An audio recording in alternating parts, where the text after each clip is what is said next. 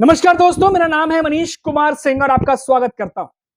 दर्शकों, इस हफ्ते सबसे ज्यादा चर्चा रही सुप्रीम कोर्ट में हुए जूता कांड की। लगातार पूरे देश में अलग अलग राजनीतिक दलों से लगातार इसकी कड़ी आलोचना होती रही। बड़े बड़े दिग्गज इस पर रिएक्शन देते नजर आए, लेकिन सभी को इंतजार था कि सीजेआई गवाई कब इस पर चुप्पी तोड़ेंगे, इस घटना पर कब वो रिएक्शन देंगे। फाइनली उनका रिएक्शन आ गया है, जो हम आपको इस वीडियो में बताने जा रहे हैं।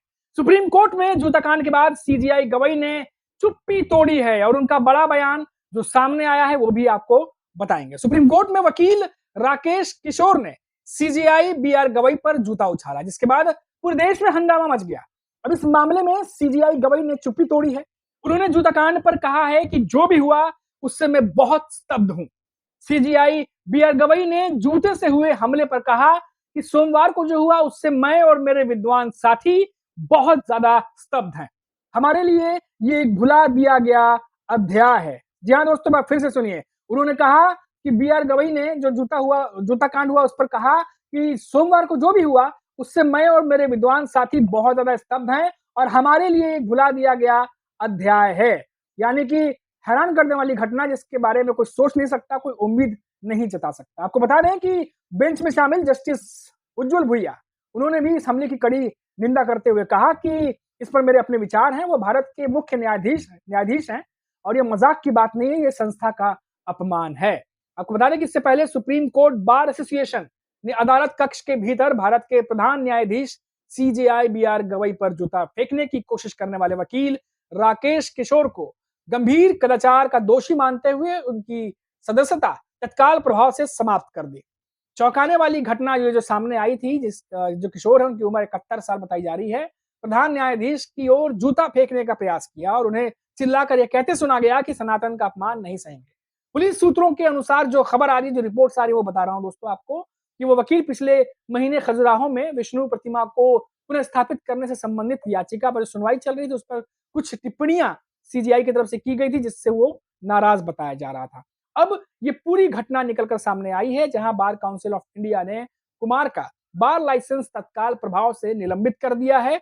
साथ ही एससीबीए ने कहा है कि किशोर का निंदनीय, अव्यवस्थित और असंयमित व्यवहार न्यायिक स्वतंत्रता पर सीधा हमलावर। आपको बता दें कि इससे पहले भी दिल्ली से लेकर के, बिहार से लेकर के तमाम भारत के अलग अलग राज्यों से तमाम राजनीतिक दलों की तरफ से इस पर रिएक्शन सामने आ रहे थे।